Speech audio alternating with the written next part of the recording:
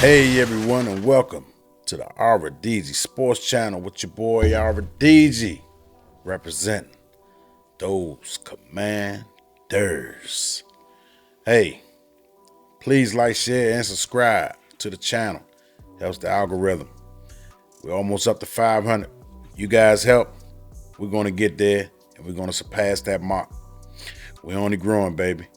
I ain't nothing without you guys, like I always say. It's going to be a broken record because it's true. With that being said, let's talk about those Commanders. 3-0. That's what I'm talking about. It doesn't mean nothing to a lot of people, but it means something to us fans because we've been a part of preseasons where we've been 0-4, 1-3, 2-2, and our season reflects that. And we also been a part of a couple of them where we went 4-0. A la Steve Spurrier, and had a disastrous season. So we're not going to put too much stock into this preseason, undefeated preseason that we had. But I'll take it as a building block, and a culture change and a step in the right direction. So I'll take that, and I'm not going to rain on the parade. It was a lot of good things that we did in the preseason, as a whole, as a team. And there's a lot of things that I think we improved upon as the preseason went on.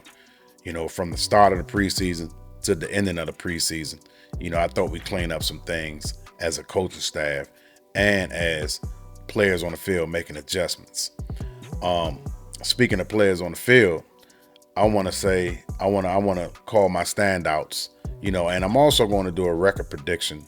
I told you guys from the start, when I first started doing this 5 months ago, between 4 and 5 months ago, I told you I was going to wait until the preseason was over with before I give an accurate prediction, because I gave a early on prediction, a blind prediction, I may call it, early on, and I picked the record to be 11-6, and we're going to see what the finishing outcome of my prediction will be by the end of this video. But so far, I want to start off with my man Khaleke Hudson. Khaleke Hudson, I thought, put on a spectacular showing for his statement to making the team. And he had two, I say hard-hitting, sensational tackles that he provided out there. I like his tenacity, his fire that he has. Khaleke Hudson definitely will make this team. It wasn't any doubt about it. Ron Rivera, he's a Ron Rivera guy, man. Ron Rivera loves himself some Khaleke Hudson. So does Jack Del Rio. So it wasn't any doubt that he wasn't going to make the team. He had a solid season last year coming in for a spell. I really like Khaleke Hudson. I liked him when we first got him. He's an underdog player, and I love all the underdog players that show grit and that shows heart and tenacity. And he has all those tools. Quan Martin. I'm not expecting big things out of Quan Martin. Like I said, he was a second round pick. We probably picked him a little higher than where he was going to intend to go. But he blew a coverage.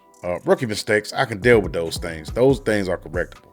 He still has all the tools to become a good player in this league, but he just need to be coached up, and he need to watch film room. He blew a coverage in the back of the end zone. He gave up a touchdown. When you're in zone coverage, that doesn't mean you just sit there. If somebody come into your zone and they're wide open, now it becomes man. It becomes man, and his awareness skills needs to be sharpened. He just need to know where he's at on the field and knowing what's going on around him. That's why it's called awareness skills. And he needs to develop those. And I think as the game go on, he's still trying to catch up on a lot of things. So he'll get better from it. So I'm not going to come down hard on the guy. I still like him, with experience and with time and film room study and good coaching, he'll be a good solid player for us. The next guy I want to say, Mitchell Tinsley. He definitely made a case for himself. He had two great catches going down the sideline. Both catches was down the sideline. He's showing that he can make the teams, a la special teams or what have you. but he definitely should earn a spot on this team. And if not, somewhere else. You know, the guy has that, he's got a good talent, you know, catching the ball. You know, he knows how to get open. He look like he runs good routes. He just need time, but he just, unfortunately, we're just stacked and loaded at that position. But he can either get on the practice squad, and if we don't keep him on the 53-man roster, he can also find himself a place on somebody else's team because he's that good. You know, I think he's good enough to be in the NFL. If not anything else, you know, he's good enough to be in the NFL. Moving on to Dirk Gore, an EB guy. Came from Kansas City. Guy runs hard. You know, he's north and south runner. He don't play around. He don't sing and dance out there. He gets right to it. You know, he goes after it. You know, I like a guy like that. You know, I think he should also make the team. But like I said, if not nothing else, he can go on the practice squad or he can go to another team. And that's a good problem that we have because it's showing that our roster building has gotten increasingly better over the years since Ron Rivera been here. I can say this about Ron Rivera. His coaching may not have been all that on the field, but when it comes to the roster, Ron Rivera and Martin Mayhew and those guys, Herney and those guys, they know how to build a roster, you know. Now, the thing about since Ron Rivera been here, it's always been the quarterback play, you know, and he's been shaky on having good linebacking core, which is surprising to me because he played the position. Him and Jack Del Rio played the position. So that's still a head-scratching situation for me. You would think a guy that specialized in linebacker, played that position, was a defensive coordinator, you know, him and Jack Del Rio, both. And it befuddles me that we don't have an outstanding linebacking core. If I could say one thing, the offensive line and the linebacking core is the two biggest question marks on the team. You know, that remains to be seen how the regular season, what they're going to scheme up as far as the linebacking core, but that remains to be seen. But anyway, yeah, those things right there surprisingly with Ron Rivera, you know, but he have had a hand in roster building this roster, you know. So I'm all on board when it comes to that with Ron Rivera. I can honestly defend him on that one. But getting back to Dirk Gore. Dirk Gore is a really good running back as far as depth wise. You know, he's not a starting running back in this league, but it's what I just said, depth. You know, he's a good depth player. You know what I'm saying? So I would, if I was them, and I think EB is going to have a hand in that one, I would keep him. It's going to be tough. They may go with 4 running backs. They definitely going to keep the rookie out of Kentucky, Rodriguez. They definitely going to keep him. They definitely going to keep Gibson. They definitely going to keep Robinson. You know, they may go with 4 running backs. I'm just saying. That's where it's shaping up to look that way. Cashmere Island. Cashmere, the first video that I made as far as the preseason video, man, I was rooting on you, man. I was saying we're gonna have to cut Mem, which I still say cut Mem. But Cashmere Island, you know, he did made up for it. He did made up for it with a 30-yard kickoff return. Because at first I was like, I don't know. We need a guy that's going to concentrate, keep his eyes locked in on the football when it's in the air. You know, I know a lot of punt returners, they take their eye off the ball, but when they do that, 7 times out of 10, they always muff the punt or the kickoff. Keep your eyes on the ball, Mr. Cashmere Island, if you want to make this roster. Ron Rivera stood up on the podium, and I'm assure everyone that Cashmere is safe. Ron Rivera still praised him high, even after the muff punt. He said he just took his eyes off, but I feel very good about him going forward. That was a key indicator that Cashmere will make the team. Dax Mem out of there. Next set of players is going to be Jace Whitaker. Jace Whitaker showed me some good things out there. You know, he was a guy that played already in this league for the Arizona Cardinals.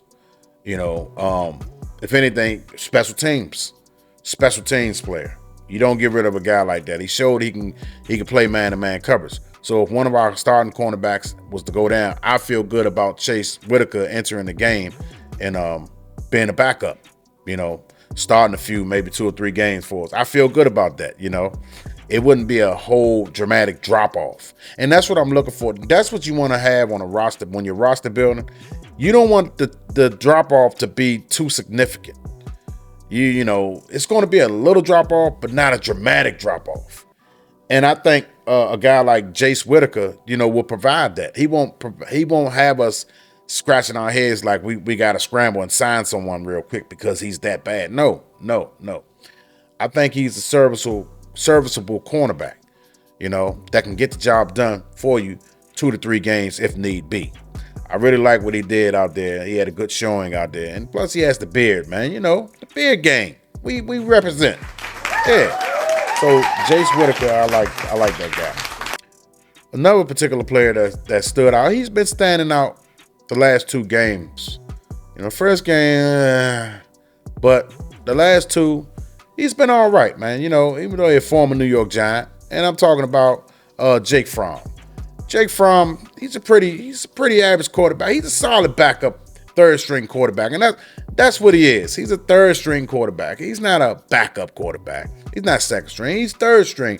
But he's somebody. If Sam Howell was to get hurt, what's my guy name?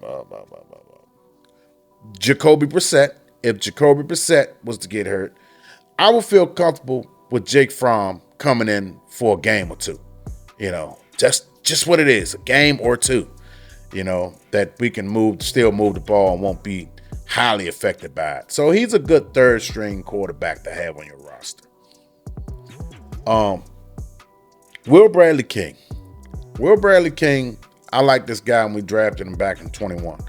He had some injuries and stuff like that, but he's a good backup depth player. He's definitely a good backup to Chase Young or Montez Sweat to give them a spell. He's never going to be a star. Well, I'm never going to say. I can't say that. With hard work and dedication, anybody can move up the depth chart and become a starter, But you got to put in the work, and you also got to have the talent. And I think he's talented enough to be a starter one day in this league if he put in the work ethic.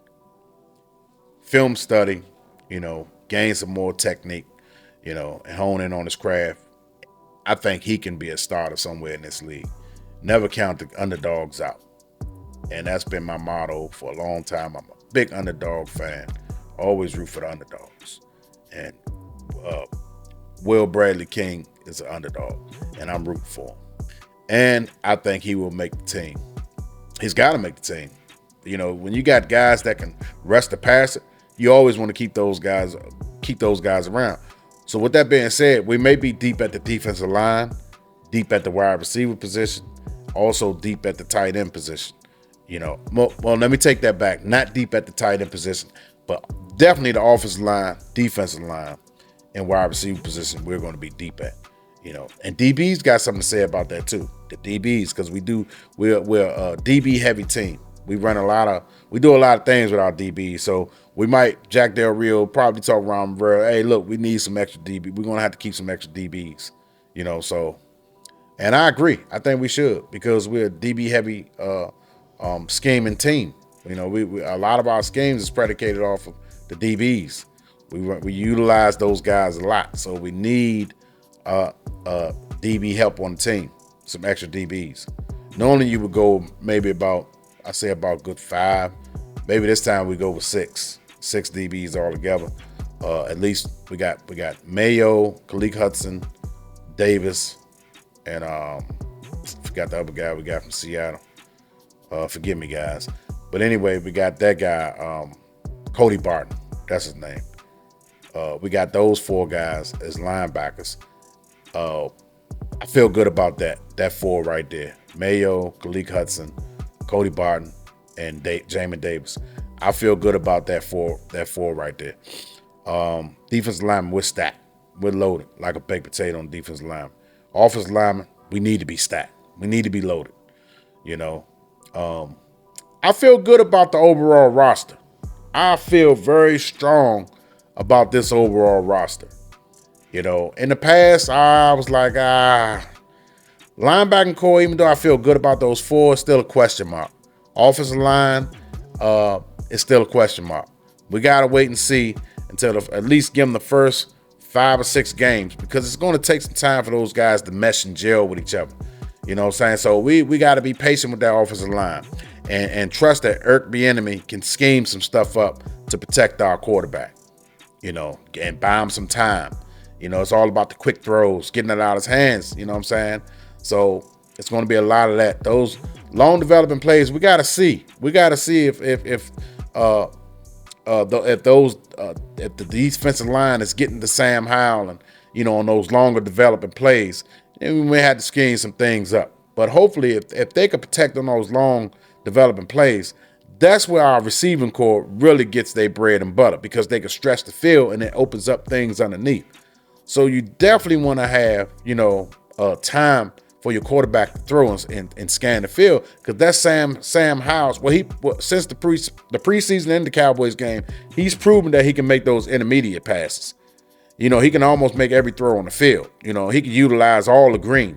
So those next level passes, it's nothing to Sam Howell. He's already proven that. I've been watching that, and that's why I'm so high on him, because he can make the short passes, he can make the intermediate passes, he can make the plays the pass that go 40 yards and over. He can do those sorts of things. So I'm very comfortable in Sam Howell. He has great pocket awareness. He has escapability. He's a tough, tenacity quarterback.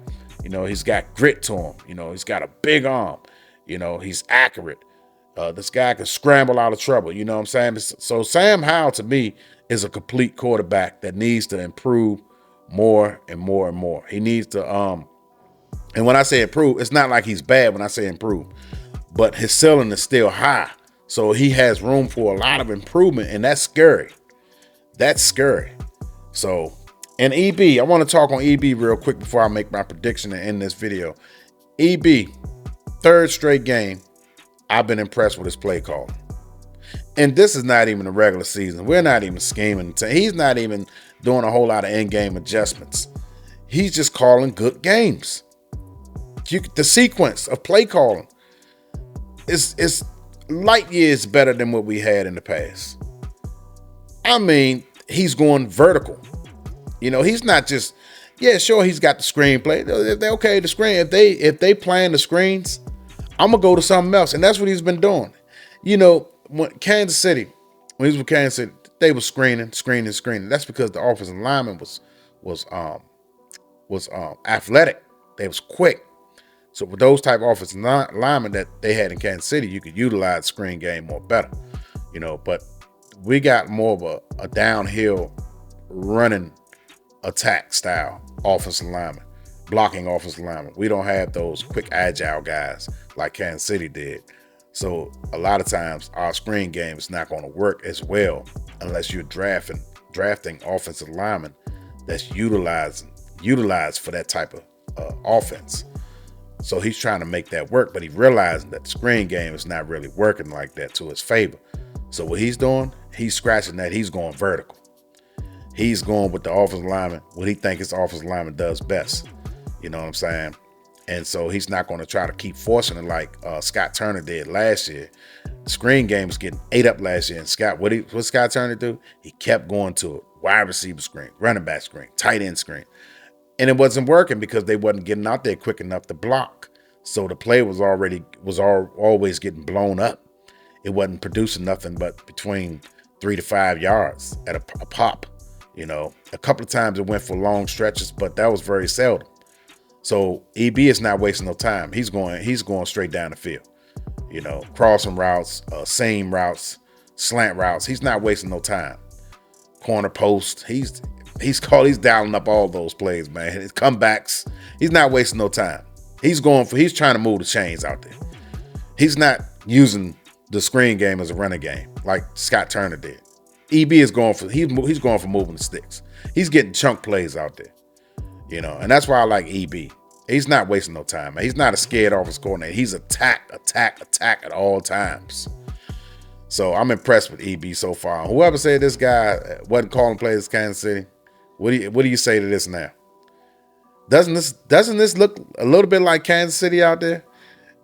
So obviously, and then Andy Reid, like Brian Mitchell was calling, Andy Reid said he dialed up a couple of plays in the Super Bowl. So let's stop with the narrative that he wasn't calling plays. Let's put that to rest. He's proven it these last 3 preseason games. Let's dead that. Okay. Anyway, finally, my prediction will stand at 11-6. I see us going 11-6. I'm sorry. That's what I see. With this roster, I know we got a hard schedule, tough schedule coming up. I still see 11-6, barring any major injuries to our key players. When Terry McLaurin comes back, we can skip past Arizona Cardinals and Denver Broncos. I don't think we need Terry for those 2 games right there. But when we play Buffalo, we're gonna need Terry. We're gonna need all our firepower because that's a high potency team right there. So we got to be in the shootout with them. But and then we got Philly coming up and stuff like that. So I think 11-6 is reachable. Barring injury, we get injured, key players. But the roster that we have, I still don't see us losing at the least amount of wins. I say between 7 and 8, and that's with injuries. You know what I'm saying? But if we go into the season healthy, like I said, for a lot of our key players being healthy, I can see the highest win mark. I can see 11 with the schedule that we got coming. I can see us going 11-6, and that's my final prediction. And I'm gonna stand on that with 10 toes and my chest out. I'm going to stand on that and salute it. Well, anyway, I thank the new subscribers that recently subscribed to my channel. You guys are getting me closer and closer to 500. That's my goal. And to exceed that is going to be a new goal. 500 is the start. 500 on down my day ones, and I appreciate you guys. I wouldn't be nothing without you. I couldn't have done all this without you. I enjoy making these videos, and I enjoy you guys tuning in. Please comment. If you see something that I can improve on, hey, say it in the comments, baby. I won't get offended by it, But so far, I love what I'm doing. I love conversing with you guys in the comments. No matter how big I get with this YouTube thing, I still will converse with you guys. I'm never going to be too big to reach back out to the people that supporting me. With that being said, I appreciate you guys for tuning in. Please like, share, and subscribe. Thank you for tuning in. Your boy, Ara DJ. Check me on the next episode. Peace.